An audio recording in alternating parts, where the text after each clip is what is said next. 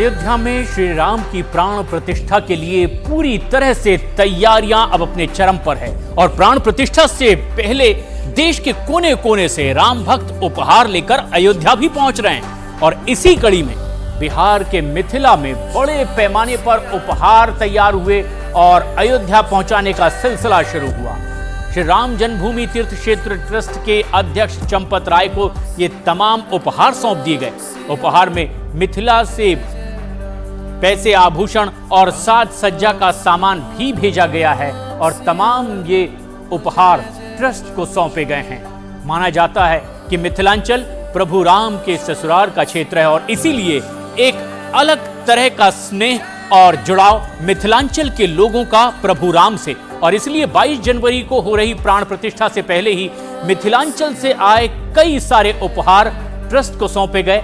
चंपत राय ने उन तमाम उपहारों को स्वीकार किया और ये वो तस्वीरें हैं जो बताती है कि किस तरह की अपनी मान्यता मिथिलांचल की है, किस तरह का जुड़ाव मिथिलांचल के लोगों का प्रभु श्री राम से है। जानकी का वो क्षेत्र मिथिलांचल जहां से लोग अब भी प्रभु राम से खुद का जुड़ाव दर्शाते हैं और ऐसे में एक के बाद एक कई उपहार मिथिलांचल से अयोध्या लाए जा रहे हैं। एक्सक्लूसिव तस्वीरें न्यूज़ 18 इंडिया पर आप देख रहे हैं। मिथिलांचल के लोगों के बनाए वो उपहार अब राम मंदिर ट्रस्ट को सौंपे जा रहे हैं, जिसमें कई तरह के आभूषण हैं, मुद्राएं हैं और ये तस्वीरें आप देख रहे हैं किस तरीके से ट्रस्ट को ये तमाम उपहार भेंट किए गए हैं। बड़ी तादाद में मिथिलांचल से ये उपहार अयोध्या पहुंच रहे हैं। खास बात यह है कि मिथिलांचल वासी अपना एक अलग संबंध प्रभु राम से बताते हैं और अपना स्नेह आज भी लगातार विविध रूपों से प्रदर्शित करते रहते हैं। और उसी कड़ी में ये तस्वीरें भी सामने आई है जब मिथिला के बने कई आभूषण अयोध्या पहुंच रहे हैं। एक एक कर पहुंचते ये आभूषण अब श्री राम मंदिर ट्रस्ट के अध्यक्ष चंपत राय को सौंपे गए हैं और उन्होंने श्रद्धा पूर्वक इन तमाम उपहारों को स्वीकार भी किया है। साधु संत और आम जन अपनी अपनी श्रद्धा से ये उपहार तैयार करके अपने सामर्थ्य से उन्हें इकट्ठा करके अयोध्या पहुंचा रहे हैं और यह सिलसिला पिछले कुछ दिनों से लगातार जारी है। मिथिलांचल से ही आए ऐसे तमाम उपहारों को चंपत राय ने स्वीकार किया। अयोध्या में न सिर्फ 22 जनवरी की तैयारियां चल रही है, बल्कि अपनी अपनी आस्था और श्रद्धा के अनुसार लोग अयोध्या तक तमाम उपहार भी पहुंचा रहे हैं। कुछ श्रमदान कर रहे हैं, कुछ योगदान दे रहे हैं, तो कुछ उपहार के रूप में अपनी आस्था अयोध्या तक पहुंचा रहे हैं और कुछ ऐसे ही आस्था के प्रतीक ये उपहार जो इस वक्त आप चंपत राय के हाथों में देख पा रहे हैं। श्री राम मंदिर ट्रस्ट के अध्यक्ष चंपत राय को ये आभूषण भी भेंट किए गए। न सिर्फ आभूषण बल्कि तमाम वो उपहार जो मिथिलांचल से आए अयोध्या पहुंच रहे हैं।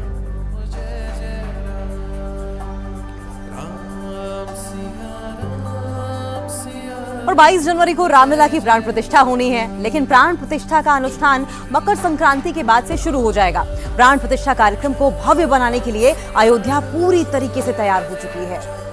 अयोध्या की दीवारों पर पेंटिंग्स की जा रही हैं, हर चौराहों को फूलों से सजाया जा रहा है और इस बीच अनुष्ठान में प्रयोग किए के लिए देश के अलग अलग इलाकों से जल कलश भी अयोध्या पहुंचाया जा रहा है। और इस बीच अयोध्या की सुरक्षा व्यवस्था भी बढ़ा दी गई है। सुरक्षा व्यवस्था अभेद्य हो गई है।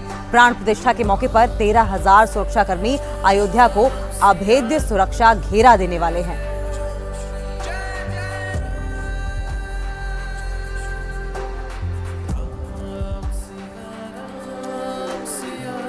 तो ये 4 तस्वीरें आपकी टीवी स्क्रीन पर आप देख रहे हैं। आप देख सकते हैं किस तरीके से अयोध्या बिल्कुल बदल गई है और अब की अयोध्या त्रेता युग की अयोध्या की याद दिलाती है। दीवारों पर एक तरफ पेंटिंग्स की जा रही हैं, वहीं पर कुंटलों के कुंटल फूल मंगाए जा रहे हैं, तरह तरह के फूलों से सजावट हो रही है।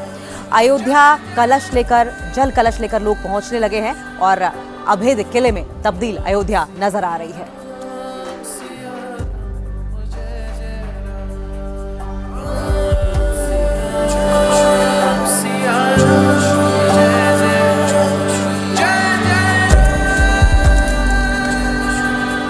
तो कुछ इसी तरह से दिव्य नव्य और भव्य राम मंदिर का निर्माण हो रहा है और 22 जनवरी को होगी प्राण प्रतिष्ठा, जिसकी तैयारियां जोरों पर है।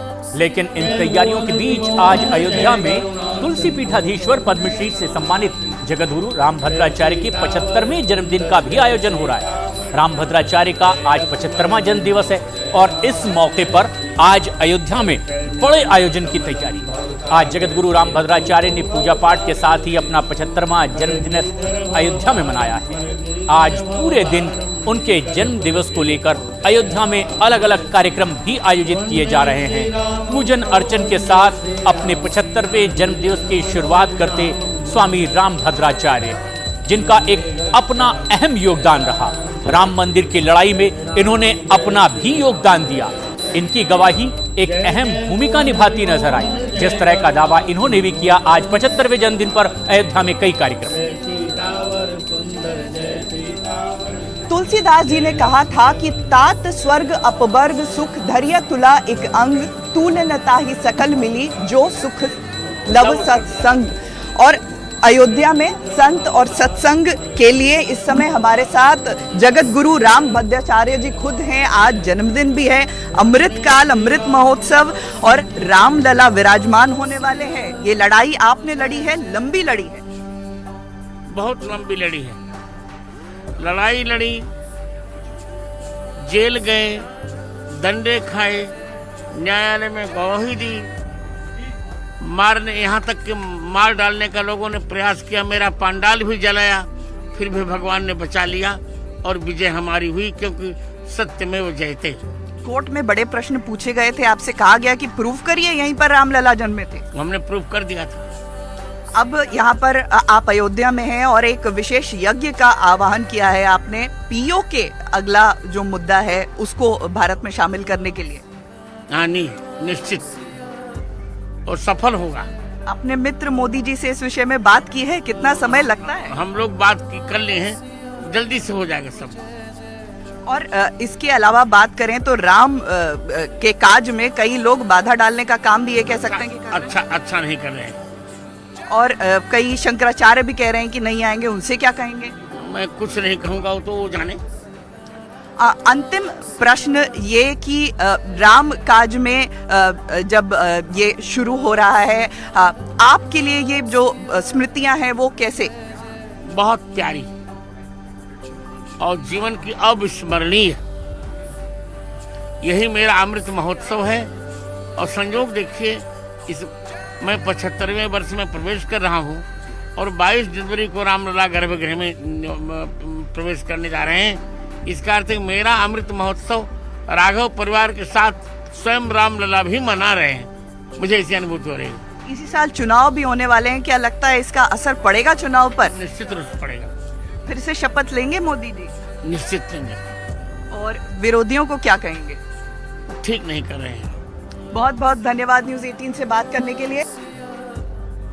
और अयोध्या में रामलला की प्राण प्रतिष्ठा का अनुष्ठान मकर संक्रांति के बाद शुरू हो रहा है। इस अनुष्ठान के लिए देश के अलग अलग इलाकों से श्रद्धालु कलश लेकर पहुंच रहे हैं और इन कलशों में पवित्र नदियों का जल भी है, जिसे अनुष्ठान के दौरान प्रयोग किया जाएगा।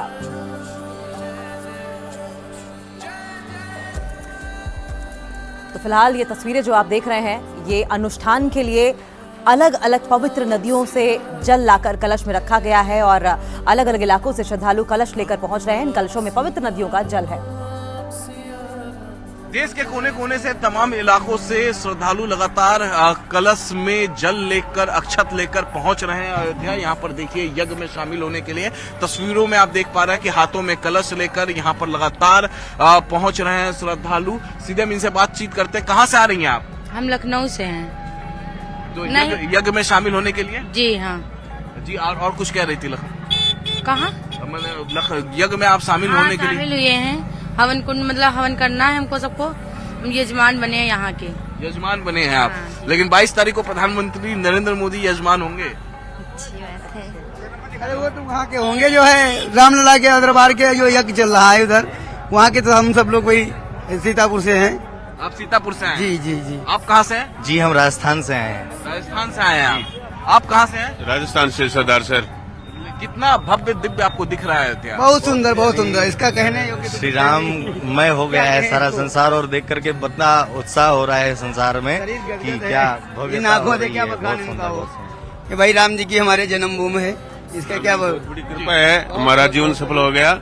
बहुत बढ़िया लग रहा है, बहुत अच्छा लग रहा है। तो देखिए जितने भी श्रद्धालु यहाँ पर कलश यात्रा में शामिल होने के लिए, कलश यज्ञ में शामिल होने के लिए पहुंच रहे हैं, यहाँ तस्वीरों में आप देख पा रहे हैं, उन सब श्रद्धालुओं का साफ साफ ये कहना है कि जब ये पहुंच रहे हैं अयोध्या तो जाहिर तौर पे जो भव्यता और दिव्यता दिख रही है, जिस तरीके से विकास कार्य हुआ है अयोध्या में, 4 लेन 6 लेन सड़कें बनी है, कभी इन्होंने सोचा नहीं था कि ऐसा अयोध्या भी दिख सकता है।